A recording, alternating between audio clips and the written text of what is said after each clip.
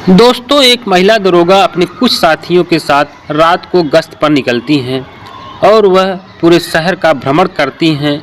और जब उनको रात को भूख लग जाती है, वह घर से खाना खाकर नहीं निकलती हैं और कहती हैं कि भूख लगी है, चलो थोड़ा सा खाना खा लेते हैं। उसके बाद फिर गश्त पर निकलते हैं। उसके बाद एक होटल में जाती हैं। उस होटल के अंदर जैसी ही घुसती हैं तो वहाँ एक आदमी बर्तन मांज रहा था। बहुत ही मायूस चेहरा एकदम दाढ़ी मूँछों से ढका हुआ था। जब महिला दरोगा देखती हैं तो उनके पैरों तले ज़मीन खिसक जाती है और वहीं पर रोने लगती हैं।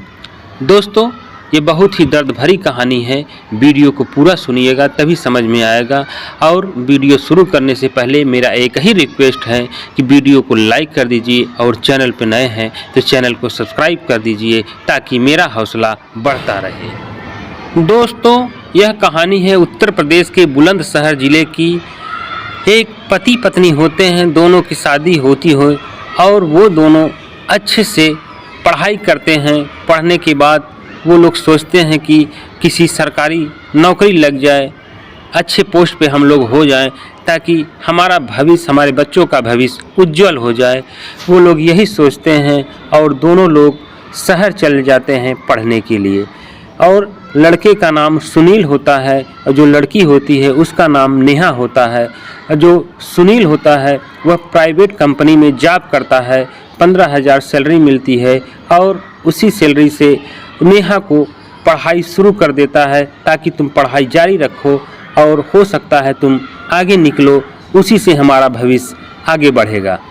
दोस्तों, नेहा जो होती है वह पढ़ाई शुरू कर देती है और लगातार पढ़ती रहती है और एक न एक दिन वह सोचती है कि मैं ज़रूर हासिल करूंगी, अपनी मंजिल तक ज़रूर पहुंचूंगी।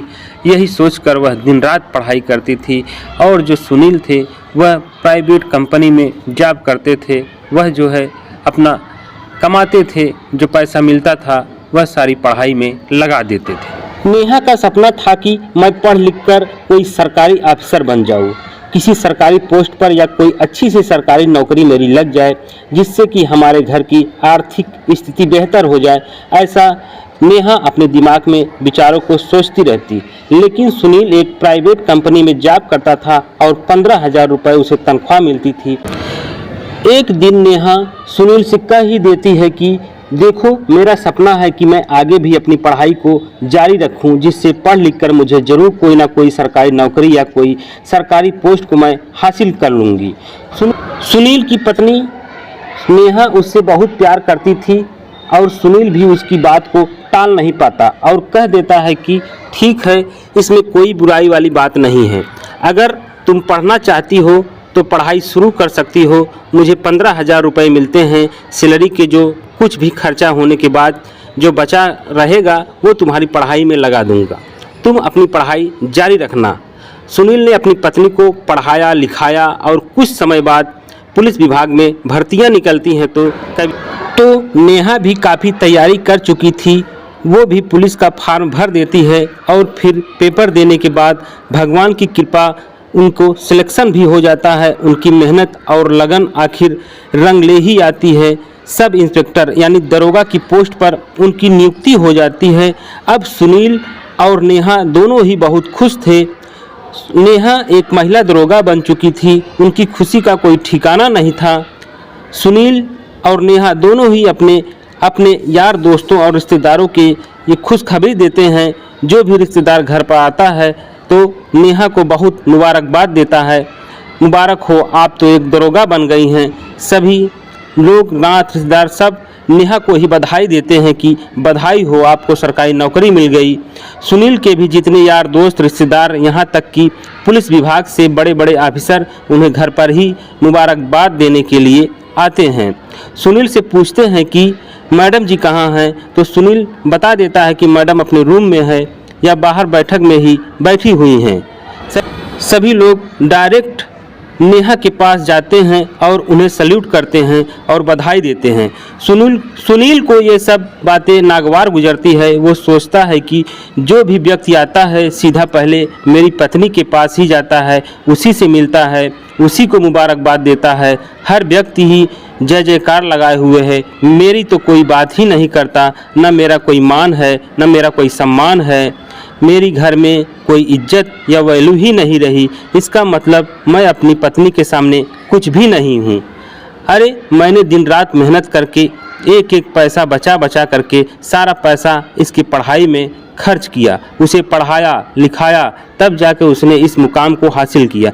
लेकिन कोई भी व्यक्ति मेरी तरह बात करने के लिए तैयार ही नहीं है, मेरी कोई वैल्यू ही नहीं समझ रहा है। कुछ इस तरह की बातें सुनील के दिल दिमाग में बस जाती है और वो फैसला करता है कि मैं ऐसी पत्नी के साथ नहीं रहना चाहूँगा जिसके सामने मेरी कोई इज्जत ना हो, कोई रुतबा ना हो। सुनील अपना अटल फैसला ले लेता है कि मुझे अपनी पत्नी से तलाक चाहिए और वह पत्नी पर कई झूठे और सच्चे आरोप लगाकर उनसे तलाक लेने की जिद पर अड़ जाता है। लेकिन नेहा को कुछ समझ ही नहीं आता। वो सुनील से कहती हैं कि ये कैसी बातें कर रहे हो आप, मैं और आप तो कितने प्यार से रह रहे थे और ये आप ही की तो सफलता है जो मैं आज एक सब इंस्पेक्टर बनी हूँ। आपने ही दिन रात मेहनत करके मुझे पढ़ाया लिखाया और अब जब मैं कामयाब हो चुकी हूँ तो आप मुझे छोड़कर जाने की बात कर रहे हैं, मुझसे तलाक लेने की बात कर रहे हैं। सुनील, मैं तुम्हारे बगैर नहीं रह सकती हूँ। नेहा अपने पति के आगे हाथ जोड़कर खड़ी हो जाती है। आप मुझसे तलाक मत लो, आपसे मैं बहुत प्यार करती हूँ। आज जो कुछ भी हूँ सिर्फ आप ही के बदौलत हूँ।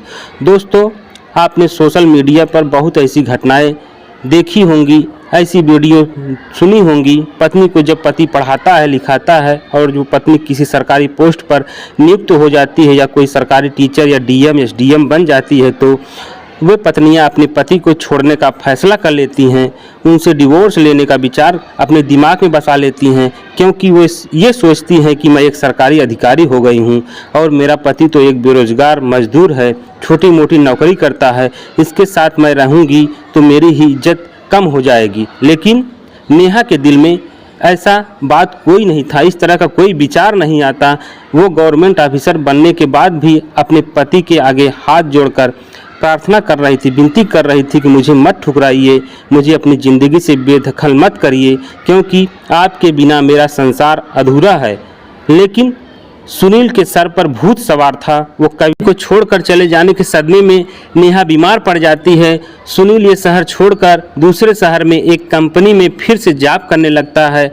जब नेहा को खुद को संभालती है और विचार करती है, चलो कोई बात नहीं है, मेरा पति मेरे साथ नहीं रहा तो क्या हुआ, लेकिन ये नौकरी तो मेरे पास ही है जो कि मेरे पति की बदौलत ही मुझे मिली है और मैं हमेशा इस नौकरी को ईमानदारी से करूँगा, हमेशा अपने फर्ज अदा करूंगी और इस नौकरी पर कभी किसी तरह की आंच नहीं आने दूंगी। और फिर नेहा अपनी ईमानदारी के साथ ड्यूटी करने लगती है।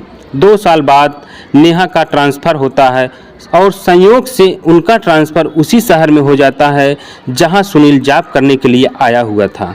दोस्तों, नेहा एक दिन किसी केस के सिलसिले में सिपाही ड्राइवर के साथ गाड़ी में बैठकर केस की जांच पड़ताल करने के लिए जा रही थी तो उन्हें भूख लग जाती है और सिपाही ड्राइवर से कहती हैं कि यहाँ कहीं आसपास कोई खाना खाने का होटल तो होगा ही, गाड़ी को रोक लेना, भूख लगी है, खाना खाकर ही आगे निकलूँगी, क्योंकि पता नहीं आगे खाना मिलेगा कि नहीं मिलेगा। दोस्तों, चलते चलते वहाँ पर एक होटल मिलता है, उसी होटल पर जाती हैं तो ड्राइवर थोड़ी आगे चलकर होटल के आगे गाड़ी को रोक देता है और नेहा होटल के अंदर जाती है तो क्या देखती है कि उनका पति सुनील, जिनका उससे 2 साल पहले ही तलाक हो गया था, वो इसी होटल में जूठे बर्तनों को साफ कर रहा है, उन्हें धो रहा है। अपने तलाकशुदा पति को इस स्थिति में देख नेहा के होश उड़ जाते हैं, उनके पैरों तले ज़मीन खिसक जाते हैं और आंखों से आंसू बहने लगते हैं। अब जब सुनील अपनी पत्नी को देखता है तो मारे शर्म के अपनी गर्दन को पैरों में दबा लेता है और वहीं एक जगह बैठा रहता है। उसकी हिम्मत नहीं हो पाती कि वो वहाँ से खड़ा भी हो जाए, तो नेहा ही उनके पास जाती है और उसके पास बैठकर रोते हुए अपने पति से कहती है कि आपने मुझसे तलाक लिया था, जो आप एक प्राइवेट कंपनी में अच्छी खासी जॉब करते थे और 15,000 रुपया महीना कमा रहे थे, और अब तुम अकेले भी हो या तुमने किसी और लड़की से दूसरी शादी कर ली है। तो सुनील भी जवाब देते हुए बोलता है कि मैंने कोई शादी नहीं की है। तो नेहा पूछती है, ऐसी क्या मजबूरी तुम्हारे आगे आ गई, क्या दुविधा आ गई जो आप इस होटल में बर्तनों को साफ करने का काम करने के लिए मजबूर हो गए हैं? बताइए मुझे, आपके साथ क्या रहने में क्या समस्या है? अपनी पत्नी से के मुंह से ये बात सुनकर सुनील की आंखें भर आती है। वो भी रोने लगता है और बताता है कि मैं जिस कंपनी में पहले जॉब किया करता था वो शहर ही मैंने छोड़ दिया था, क्योंकि उस शहर में मुझे तुम्हारी याद सताया करती थी। तुम्हारे साथ मैंने उस शहर में बहुत हसीन पल बिताए थे, तो मुझसे वहाँ भी रहा नहीं गया और दूसरे शहर चला आया। यहाँ भी कंपनी में जॉब मिल गई थी, लेकिन कुछ ही दिन बाद मेरे पैर में चोट लग गई और जब मैं छुट्टियाँ लेकर कंपनी से बाद में नौकरी करने के लिए गया तो मुझे नौकरी पर नहीं रखा गया। मैं बहुत परेशान हो गया और लौटकर अपने रूम पर ही आ गया। कुछ दिनों रूम पर ही फ्री रहा तो जो कुछ भी पैसा कमाया हुआ था सभी पैसा मेरे दवाइयों में खर्च हो गया। लेकिन उसके बाद मैं दर दर भटकता रहा, कहीं नौकरी नहीं मिल पाई। एक एक पैसे के लिए मैं मजबूर हो गया। पेट भर खाना खाने के लिए भी पैसा नहीं बचा था, तो मैंने सोचा कि जिंदा रहने के लिए खाना तो खाना ही पड़ेगा और मुझे मजबूरी में इस होटल पर आना पड़ा। यहाँ आया तो मैनेजर साहब से बात हुई। उन्होंने बताया कि यहाँ के सभी कामों पर लड़के लगे हुए हैं, कोई काम अभी ऐसा नहीं है जो तुम कर सकते हो। हाँ, लेकिन एक काम है, अगर करना चाहो तो यहाँ जूठे बर्तनों को साफ करने वाला कोई नहीं है। अगर तुम ये काम कर सकते हो तो अभी से तुम्हें ये नौकरी दिला सकता हूँ। तो मैंने सोचा कि चलो फिलहाल बर्तन ही मांज लेते हैं, और तभी से मैं बर्तनों को साफ करके अपनी ज़िंदगी का गुजारा कर रहा हूँ। इतना कहकर वह फूट फूट कर रोने लगता है। नेहा उससे कहती है कि कितना समझाया था मैंने आपको कि आप मुझसे तलाक मत लो, लेकिन आपने मेरी एक ना सुनी और अब तलाक लेकर आप मान ही गए। आप अपनी जिद पर अड़े ही रहें कि मैं तलाक लूँगा। आखिर आपने तलाक ले ही लिया। तलाक लेने के बाद अब आपकी ऐसी हालत हो गई है। नेहा कहती है कि आपके जाने के बाद मैं इतना सदमे में चली गई। मैं आपसे इतना प्यार करती थी कि मैं क्या बताऊं। जितना मैं दरोगा बनने के बाद नहीं परेशान थी, उतना तुमसे बिछड़ने के बाद मैं कई दिनों तक सदमे पड़ी रही, लेकिन तुम एक बार भी मेरे पास लौट कर नहीं आए और न आज तक मुझसे संपर्क करने की कोशिश की। खैर, जो हो गया सो हो गया, ये सब अब छोड़ो। लेकिन मुझे एक बात का आज तक समझ में नहीं आई कि तुमने मुझसे तलाक क्यों लिया। क्या गलती थी जो मुझे इतनी बड़ी सज़ा आपने दी? सुनील बताता है कि जब तुम दरोगा बनी थी, जो कोई भी तुमसे मिलने के लिए आता था, तुम्हें बधाई देने के लिए आता था, वो तुम्हें ही मान सम्मान देता था, तुम्हें ही मुबारकबाद देता था। मुझे कोई कुछ समझ ही नहीं रहा था। ये सब देखकर मुझे बहुत ही शर्मिंदगी महसूस हो रही थी। ये बात सुनील के मुंह से सुनकर नेहा कहती है कि तुम बहुत बड़ी गलती कर दी। बहुत बड़ी ये गलती तुम्हारी गलतफहमी है। अगर आपको ये लग ही रहा था कि तुम्हारी इसमें इज्जत कम हो रही है तो आप मुझे सिर्फ एक बार बता देते। आपके खातिर इस नौकरी को भी मैं छोड़ देती, लेकिन आपको खुद से दूर न होने देती। मैं आज भी आपसे उतना ही प्यार करती हूँ जितना कि पहले करती थी। सुनील, अब तुम ये बर्तनों को मांजने का काम बंद करो, और अगर आपकी इजाज़त हो तो मैं एक बार फिर से आपके साथ ही रहना चाहती हूँ। मुझे फिर से अपना लो। सुनील और वो उसके गले लगकर रोने लगते हैं। तो सुनील अपनी पत्नी से कहता है कि अब आप मेरे साथ कैसे रह सकती हैं, क्योंकि मैं तो आपके काबिल ही नहीं हूँ। तो नेहा कहती है कि आप मेरे काबिल पहले भी थे और आज भी हैं, लेकिन आपकी गलतफहमियां और गलत सोच की वजह से हम दोनों बिछड़ गए थे। कहते हैं ना कि गलतफहमी में आकर किसी की भी इंसान का हंसता खेलता जीवन बिखर जाता है, और कुछ ऐसा ही हम दोनों के साथ हुआ है। आपके दिल दिमाग में जो गलतफहमियां थी, मेरी कोई इज्जत नहीं हो रही है, बस इसी कारण आपने मुझसे तलाक लिया था, लेकिन ऐसा कुछ भी नहीं है। मैं डायरेक्ट सब इंस्पेक्टर बन गई थी, इसलिए सभी लोग की निगाहें मेरे ऊपर ही थी और सभी लोग मुझे बधाई दे रहे थे। अगर पत्नी किसी भी बड़ी पोस्ट पर पहुंच जाती है तो पति का तो अपने आप ही गर्व से सीना चौड़ा हो जाता है कि देखो हमारी पत्नी इतनी बढ़िया पोस्ट तक पहुंच गई है। लेकिन आपके अंदर ये गलतफहमियां कहां से आ गई? लेकिन अब सभी बातों को भूलकर मैं फिर से आपके साथ रहना चाहती हूँ, फिर से हमारे खुशहाल जीवन की शुरुआत करना चाहती हूँ। लेकिन सुनील अभी भी अपने किए हुए पर बहुत शर्मिंदा हो रहा था। फिर भी नेहा उसे बहुत प्यार मोहब्बत से समझाती है और गाड़ी में बैठाकर अपने घर ले जाती है। ये दोनों फिर से दोबारा शादी करते हैं और एक बार फिर से नेहा और अपने पति के साथ खुशी खुशी रहने लगती है। दोनों का जीवन अब बहुत अच्छा चलने लगता है। दोस्तों, ये थी आज की कहानी। ये कहानी कैसी लगी हमें कमेंट्स बॉक्स में ज़रूर बताइएगा। फिर मिलते हैं एक नई वीडियो के साथ। तब तक के लिए जय हिंद, जय भारत।